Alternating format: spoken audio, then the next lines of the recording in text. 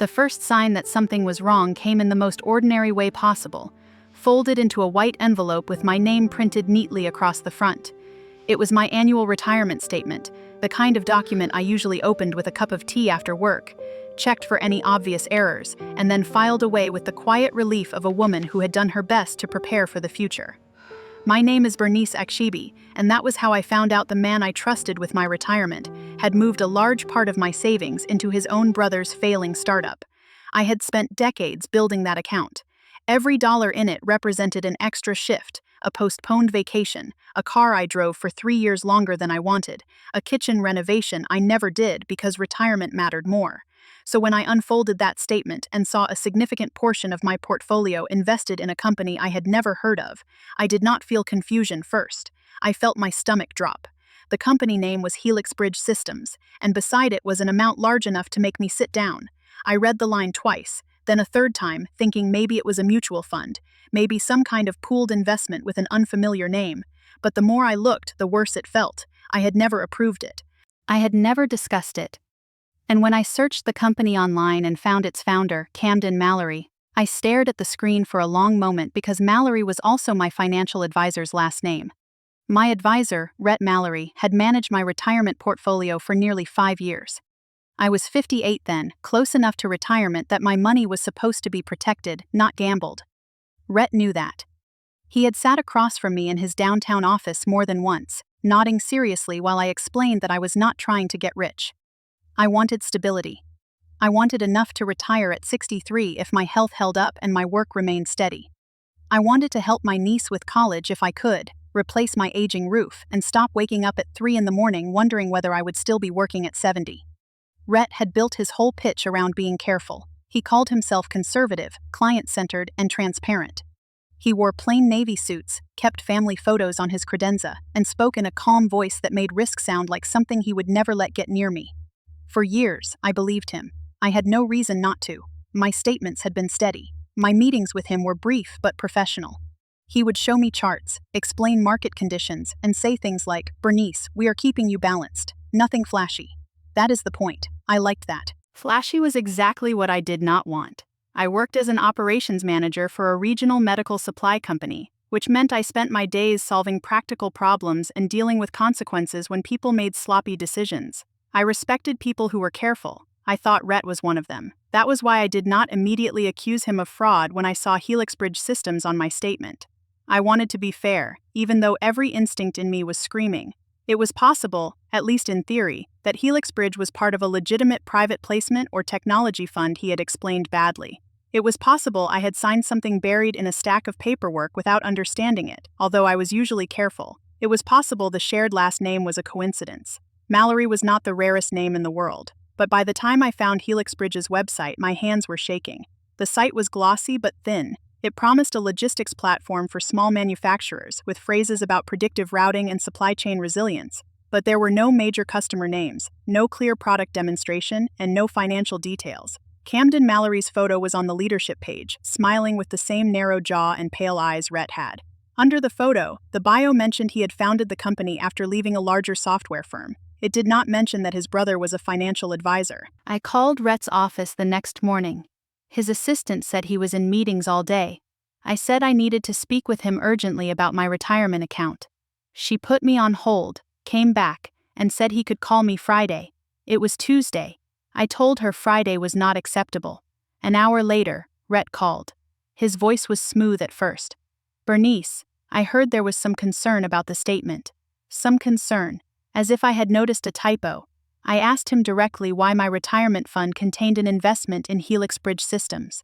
There was a pause, not long, but long enough. Then he said, "That allocation was made as part of a growth strategy we discussed generally last year." I said, "We discussed keeping my portfolio conservative. We did not discuss putting my retirement money into a private company." He told me not to panic. He said, Helix Bridge was positioned in a promising sector, and that the investment was suitable in a limited amount. I looked at the statement in front of me and said, "This is not a limited amount to me." He replied, "I understand how it looks, but these opportunities can be misunderstood on paper." That was the first moment I heard him as someone avoiding the truth. Not lying openly, maybe, but turning the conversation away from the question I had asked. So I asked the question I knew mattered. Is Camden Mallory related to you? Another pause. Then Rhett said, he is my brother, yes, but that has no bearing on the investment's merits. I remember gripping the edge of my desk so tightly my fingers hurt. He had just admitted the connection like it was a detail he had forgotten to mention, like telling me after the fact that the restaurant he recommended was owned by his cousin. I said, you put my retirement money into your brother's company without telling me he was your brother. His tone sharpened. Bernice, I did not put your money anywhere improperly. I made an investment decision consistent with your account objectives. I said, send me every document showing I approved this specific investment. He said he would have his office gather the records. Then he tried again to calm me down, saying, this is exactly why clients should not react to one line item without context. I ended the call because I did not trust myself to keep speaking politely. Afterward, I sat in my kitchen with the statement spread out in front of me and felt something I had not expected. It was not just fear about the money, it was embarrassment. I had prided myself on being sensible. I had checked references before hiring Rhett. I had asked questions. I had told my friends that having a professional manage my investments gave me peace of mind. Now I felt foolish, as though I had handed him the keys to my future and thanked him for taking them. That evening, I called an attorney named Priscilla Nakamura. I knew her through a former coworker who had used her in a business dispute. Priscilla did not dramatize things. She listened while I explained the statement, the company, Rhett's relationship to the founder, and the fact that I had never knowingly approved the investment. She asked precise questions. How much of the portfolio? When did the allocation first appear? What account type? Had I signed discretionary management paperwork? Had Rhett ever disclosed outside business relationships in writing? I answered what I could and promised to send the documents I had. Then Priscilla said, do not call him again right now. Do not accuse him in writing. We need records before he has a chance to reshape the story. That sentence made everything feel more real. She recommended a forensic accountant named Bernice Achebe. Despite the shared last name, he was not related to me. Priscilla said he had experience tracing investment activity and reviewing advisor misconduct. I met Cornelius 2 days later in a small conference room at Priscilla's office. He was deliberate, soft-spoken, and almost painfully organized. He asked me to bring 5 years of statements, my advisory agreement, account opening documents, emails from Rhett, and any notes from meetings. I brought a folder so thick it barely closed, apologizing for the mess. Cornelius said, mess is fine, missing is harder. That was the first practical comfort anyone had offered me. Over the next several days, he began reconstructing the timeline. He found that the Helix Bridge investment had been introduced into my portfolio 11 months earlier, not long after my annual review with Rhett. At that review, Rhett had talked about inflation pressure, market volatility, and the need to preserve purchasing power. I remembered him recommending modest adjustments, but nothing about a private technology startup. Cornelius showed me the transaction records. The purchase had been executed under Rhett's discretionary authority, meaning he could make certain trades on my behalf within my stated objectives. But Cornelius explained that discretionary authority did not erase suitability rules or conflict disclosure obligations. Especially not for something connected to his family, he said. That is the part we need to document. He also found that Helix Bridge was not publicly traded. The investment was structured through a private offering vehicle, with limited liquidity and significant risk. In plain English, my money had been put into something I could not easily sell, tied to a startup that might fail completely.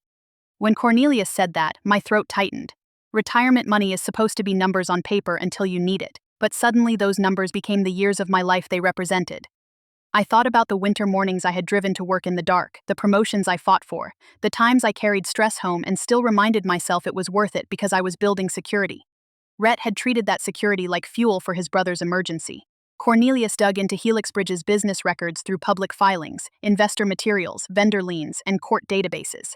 What he found was worse than I expected. Helix Bridge had been struggling for more than a year before my money went in. The company had missed vendor payments. It had lost a pilot contract with a mid-sized distributor. It had taken on bridge debt at punishing terms. Several employees had left. There were signs it had been actively seeking additional funding just to keep operating. Cornelius put it plainly. This was not a stable growth opportunity. This was a company under financial pressure. Priscilla reviewed his early findings and leaned back in her chair with a look that told me she had seen enough to be angry but not enough to be satisfied. We need to know whether you were the only one, she said. She recommended a private investigator, Marisol Vance, who specialized in financial misconduct and professional licensing matters. Marisol was different from Cornelius in every way. Where he was quiet and methodical, she was brisk, sharp-eyed, and direct. At our first meeting, she said, "If an advisor does this once, maybe it is a catastrophic lapse in judgment. If he does it repeatedly, it becomes a pattern." She could not access private client accounts without permission, of course, but she could identify public complaints, lawsuits, social media connections, investor lists where available, and people willing to talk. Priscilla also had me make a careful list of anyone I knew who had used Rhett as an advisor. That part felt delicate. I did not want to spread accusations and risk harming a case, but I also could not ignore the possibility that other people were in danger. Priscilla drafted a neutral message I could send to two acquaintances who had once mentioned Rhett's firm. It said I had discovered a concerning investment in my account and was asking whether they would be willing to speak with my attorney if they had noticed anything similar. One woman did not respond. The other, a retired school administrator named Elaine, called me within 10 minutes. Her first words were, "Is it Helix Bridge?" I had to sit down again. Elaine had seen the same company on her statement, though in a smaller amount. Rhett had told her it was a technology growth allocation and nothing to worry about. She had trusted him because her late husband had originally hired him, and she admitted she did not like asking too many questions. I heard shame in her voice, the same shame I had been carrying, and I hated Rhett for creating it. I told her, "You did not do anything wrong by trusting the person paid to protect you." I said it to her because I needed someone to say it to me. Marisol's work widened the picture. Within 2 weeks, she identified at least 3 other clients whose portfolios appeared to include similar Helix Bridge investments. One had filed a complaint about unexpected losses, but had not known about the family connection. Another had mentioned on a community forum that his advisor had placed him in an illiquid startup investment he did not understand. A third was connected through Elaine and agreed to speak with Priscilla. The amounts varied, but the pattern was unmistakable. Rhett had used his position to funnel client retirement funds toward his brother's struggling company. He had not chosen one wealthy client with a speculative account. He had placed the investment into accounts belonging to people who trusted him with retirement savings. That distinction mattered to me. It was not just unethical. It was predatory in the quietest possible way. During those weeks, my life narrowed around documents and waiting. I would go to work, answer emails, approve supply orders, handle staffing problems, and pretend I was fine. Then I would come home and open another message from Priscilla or Cornelius and feel the floor tilt again. I stopped sleeping well. I kept calculating possible losses, then forcing myself to stop because the numbers made my chest hurt. I had planned carefully because I did not have a spouse's pension to fall back on. I was divorced, with no children of my own, and while I had family I loved, I had always assumed I would be responsible for myself. That independence had been a source of pride. Now it felt fragile. One Saturday morning, my younger sister Nadine came over and found me at the dining table surrounded by statements. She looked at the papers, then at my face, and said, "Bernice, you look like you have been holding your breath for a month." I told her everything. Nadine listened without interrupting, which was rare for her, and when I finished, she said, "You always think being careful protects you from careless people. But this was not you being careless." I wanted to believe her. I also wanted to drive to Rhett's office and demand he fix it that minute. Priscilla advised against a confrontation until the evidence was organized, but eventually she agreed there was strategic value in giving Rhett a chance to respond, as long as I did it carefully. She would not attend because she did not want him to shut down behind counsel immediately, but she prepared me. I was to ask direct questions, take notes afterward, and avoid threats. Cornelius provided a summary of findings I could reference without handing over the full report. Marisol gave me the names of the other clients only where they had consented. By the time I scheduled the meeting, my fear had hardened into something steadier. Rhett's office looked exactly as it always had. Glass door, muted gray walls, framed market charts, the faint smell of coffee. His assistant smiled too brightly when I arrived. Rhett came out wearing a charcoal suit and the concerned expression of a man ready to manage a nervous client. "Bernice," he said, "I am glad we can sit down and clear the air." I almost laughed. Clear the air. As if the problem were fog, not betrayal. In his office, he gestured toward the chair across from his desk. I remained standing for a moment, then sat and placed my folder on my lap. He began with a practiced explanation about alternative investments, diversification, and how clients sometimes misread statements without the proper context. I let him talk for less than a minute. Then I said, "Rhett, Bernice Achebe has reviewed the transaction history. Helix Bridge was added to my retirement portfolio 11 months ago under your discretion. I did not approve that specific investment. You did not disclose that Camden Mallory is your brother. You also did not disclose that Helix Bridge was under serious financial pressure and seeking emergency funding. His expression changed. Not dramatically, but enough. His eyes narrowed, and the warmth went out of his voice. "Who is Bernice Achebe?" he asked. I said, "A forensic accountant." He leaned back. "I see. Then I assume Priscilla Nakamura is involved too." That told me plenty. He knew this was no longer a client service issue. I said, "Marisol Vance has also identified other clients with similar Helix Bridge investments. Elaine Porter is one of them. There are others." Rhett looked toward the window, jaw tight. For a moment, he said nothing. Then he reached for the same calm tone he had used for years. "Bernice, you need to understand that Helix Bridge had real potential. Camden's company was not some fantasy. It had technology, contracts in development, and a market opportunity. I believed in it." I said, "You believed in your brother." He flinched. "That is unfair." "What is unfair," I said, "is using my retirement money to rescue him without telling me he was your brother." Rhett's face flushed. He started with denial, insisting the investment was suitable, that disclosure had been made broadly through risk documents, that clients gave him authority to act, but each time he tried to widen the issue, I brought him back to the facts. Did he tell me Camden was his brother? No clear answer.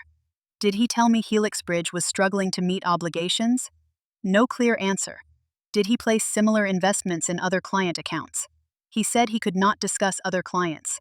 I said I already knew enough.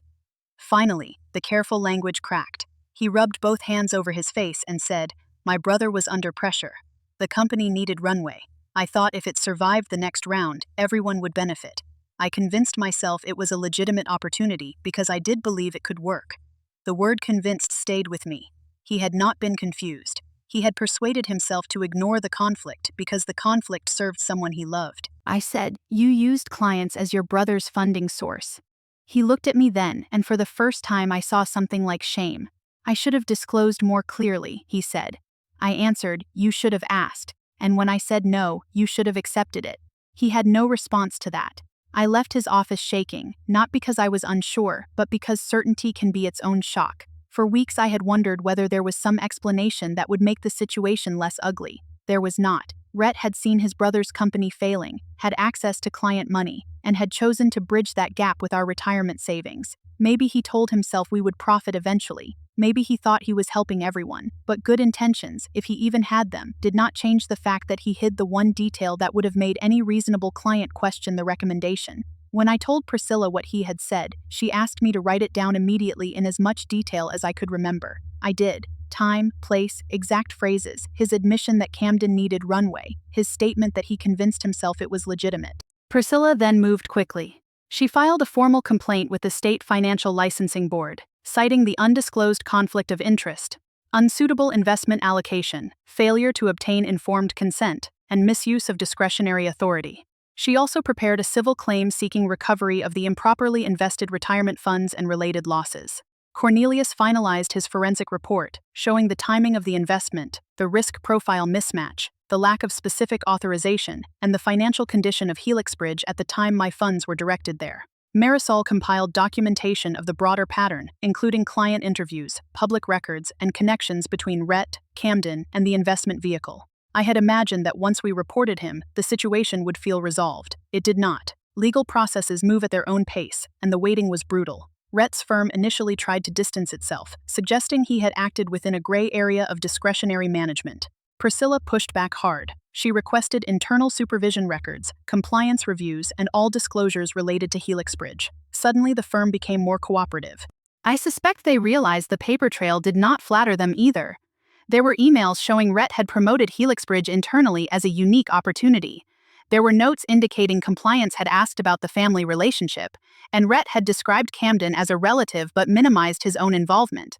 There was no evidence that I had ever received a clear written disclosure naming Camden as Rhett's brother before the investment. No evidence that I had signed a specific consent form for a private startup allocation. No evidence that my retirement objectives had changed from conservative income and preservation to speculative private technology funding. One of the hardest days came when Priscilla called to explain the possible recovery. Even if we won, she said, getting full restitution depended on several sources. Rhett's assets, firm responsibility, insurance coverage, and whatever value remained in the Helix Bridge position. Helix Bridge itself was still operating, but barely. It might be worth pennies. I asked her if I could lose the money forever. She did not soften the truth. Some of it, yes, if we cannot establish full liability or collect against the responsible parties, but the evidence is strong. After that call, I went into my bathroom, closed the door, and cried harder than I had cried in years, not delicate tears. Angry, exhausted sobs. I cried for the money, but also for the version of myself who had walked into Rhett's office believing professionalism meant protection.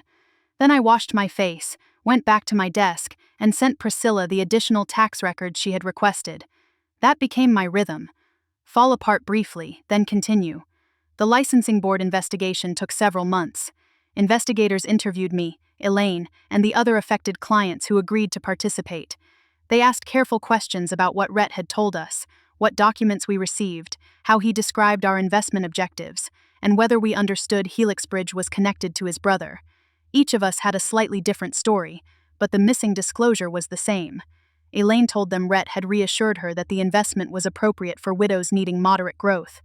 Another client, Thomas, said Rhett told him it was part of a vetted technology allocation suitable for retirement accounts. None of us had been told, plainly and before the investment, that Helix Bridge was founded and run by Rhett's brother. None of us had been told the company was seeking funding because it was in financial distress. The board also obtained records from Rhett's firm. I never saw all of them, but Priscilla summarized enough. Rhett had received updates from Camden about the company's cash shortages. He knew Helix Bridge needed money quickly. Around the same period, he began placing client funds into the offering. That timing was devastating for him. It made the investment look less like an objective recommendation and more like a rescue effort. Rhett eventually retained his own attorney, and the tone shifted from denial to damage control. His attorney argued that the clients had signed documents acknowledging alternative investment risks and granting Rhett discretion. Priscilla's response was simple. General risk acknowledgments did not equal informed consent to an undisclosed family conflict. That phrase became the center of the case for me. Informed consent. It sounded clinical, but it captured the whole betrayal. I could not consent to what he hid. The civil claim moved toward settlement after the licensing board issued preliminary findings against Rhett. The findings stated that he had failed to adequately disclose a material conflict of interest, recommended or placed unsuitable investments in certain client portfolios, and violated professional standards governing discretionary authority. Reading those words was strange. They were dry and formal, but behind each one was my life. Material conflict meant the night I sat at my kitchen table realizing Camden was his brother. Unsuitable investment meant the retirement timeline I had built so carefully. Discretionary authority meant the trust he used as a doorway. The settlement negotiations were tense. Rhett did not want to admit intentional wrongdoing. His firm wanted confidentiality around certain supervisory failures. The affected clients wanted our money restored. Priscilla kept reminding me that settlement was not the same as moral satisfaction. The goal is recovery and accountability, she said. Not a perfect confession. I understood, but part of me still wanted Rhett to say, plainly, that he had taken advantage of us. Instead, his statements were filtered through attorneys. He acknowledged insufficient disclosure. He acknowledged client concerns. He acknowledged that procedures had not been properly followed. I hated the softness of those phrases. But when the final terms came together, they mattered more than the wording. Rhett lost his financial advisory license. He was barred from acting as an investment advisor in the state. The settlement required restitution for the affected client's losses, funded through a combination of Rhett's personal contribution, firm payment, and insurance coverage. My recovered amount did not erase the stress, but it restored the bulk of what had been improperly placed at risk. The Helix Bridge position itself was unwound as much as possible, though at a steep loss. The settlement covered that loss. Elaine recovered her money too. Thomas did as well. There may have been others who never came forward, and that still bothers me. After the case closed, Cornelius met with me one last time to walk through the final accounting. He had prepared a clear summary showing the original unauthorized allocation, the decline in value, the restitution payment, fees, and the corrected retirement balance. Seeing the numbers stabilized was almost surreal. For months, my future had felt like a damaged bridge. Now it looked passable again, even if I no longer crossed it with the same innocence. Cornelius closed the folder and said, "Financial advisors directing client funds toward family members' business ventures without full disclosure are one of the clearest conflict problems there is. Clients trust recommendations because they assume the recommendation is being made for them. Once an advisor's personal relationship enters the decision, that trust has to be protected by disclosure and consent. Without that, the client is being used. I told him that was exactly how it felt. Used, not robbed in the dramatic way people imagine, with forged checks or stolen passwords, but used through paperwork, professional language, and the quiet exploitation of trust. Marisol later told me, Helix Bridge collapsed less than a year after the settlement. Camden Mallory's company never secured the major funding round Rhett had apparently hoped for. The product did not launch at scale. Vendors sued. The office closed. I felt no joy when I heard that. I thought about the employees who probably believed in their work, and the small businesses that may have been promised something useful. But I also thought about how close Rhett had come to making ordinary clients absorb the consequences of his brother's failure. If I had not opened that statement carefully, if I had ignored the unfamiliar name, if I had accepted Rhett's explanation that some opportunities look confusing on paper, I might have discovered the loss only when it was too late to fight effectively. That thought still makes me cold. I changed advisors after the settlement. That was not a simple process emotionally. For a while, I did not want anyone touching my money. I considered moving everything into plain bank accounts just so no one could surprise me again. Priscilla warned me not to let betrayal push me into decisions that would harm my long-term security. She was right. I interviewed 3 advisors before choosing a woman named Dana Whitcomb, who worked under a fee-only structure. She did not receive commissions for placing clients into specific products, and she provided a written fiduciary statement before I even asked. During our first meeting, I told her the whole story. Dana did not rush to reassure me. She said, "After that, you should be skeptical. My job is not to ask you to stop being skeptical. My job is to give you documents clear enough that skepticism has somewhere to go." That answer helped. We rebuilt my portfolio around boring things, and I mean that as the highest praise. Broad funds, high-quality bonds, cash reserves, tax planning, and a retirement timeline adjusted only slightly because of the months of uncertainty. Dana also set up a review process where every non-standard recommendation had to be summarized in writing with costs, risks, liquidity, and conflicts listed separately. I read everything now. Not obsessively, but carefully. I ask questions even when I think they might sound basic. A good advisor answers them. A bad one makes you feel silly for asking. That is one of the lessons I wish I had learned earlier. Rhett had always been pleasant when I asked broad questions, but when I pressed on specifics, he redirected. He made context sound like something only he could understand. I now recognize that as a warning sign. Expertise should clarify. It should not create dependence. The personal aftermath took longer than the financial one. I found myself angry in unexpected places. I would hear someone mention retirement planning at a dinner and feel my shoulders tighten. I would receive any official-looking envelope and leave it unopened for an hour because I was afraid of another surprise. For a while, I blamed myself in little ways. I should have read the previous quarterly statements more closely. I should have searched every unfamiliar line item. I should have demanded more detail after every meeting. But the more I spoke with Priscilla, Cornelius, Marisol, and the other clients, the clearer it became that self-blame was convenient only for the person who had done wrong. Yes, I needed to be attentive, but Rhett had legal and ethical duties precisely because clients cannot independently investigate every hidden relationship behind every recommendation. The system depends on disclosure. He broke that system. One afternoon, Elaine and I met for coffee after the settlement checks had cleared. She brought a small notebook where she had written questions for her new advisor. She laughed a little and said, "I feel like I am learning a language I should have been taught years ago." I told her I felt the same. We talked about how humiliating it had been to admit we did not know something, and how that humiliation had almost kept each of us quiet. Elaine said, "If you had not called, I probably would have let him explain it away." That sentence stayed with me because I almost had too. The difference between accountability and silence can be one person refusing to be soothed by a polished answer. I do not consider myself especially brave. I was frightened through most of it. I worried about legal fees, retaliation, delays, and the possibility of being told I had signed away my rights without realizing it. But I had spent my life being responsible, and eventually I understood that responsibility included defending what I had built.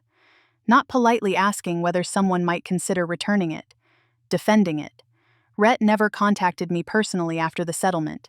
I did receive a formal notice when his license was revoked, and later I saw his name removed from the firm's website. His assistant, who had always been kind to me, left the firm too.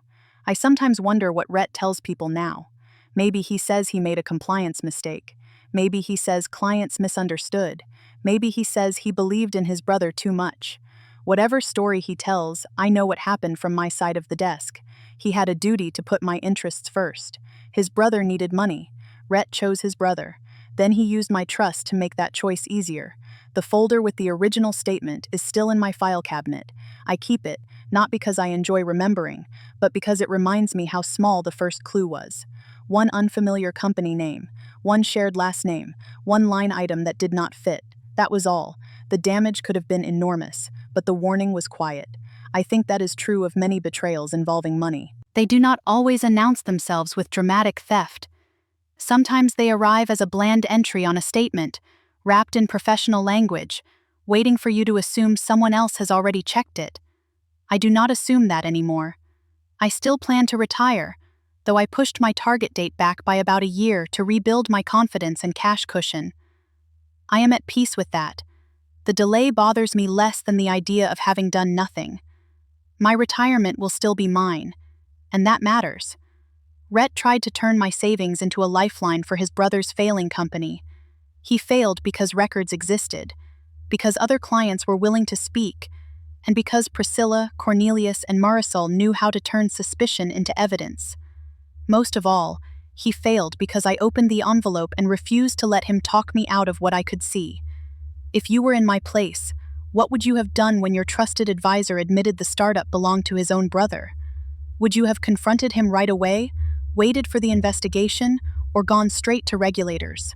Share your thoughts, because stories like this are exactly why people need to talk openly about financial trust, conflicts of interest, and the quiet ways professionals can abuse authority. Thank you for listening to my story. If you want more real-feeling stories about betrayal, accountability, and ordinary people fighting to protect the lives they worked hard to build, subscribe and come back for the next one. Take care of yourself, read the fine print, and trust the uneasy feeling when something in your own future does not add up.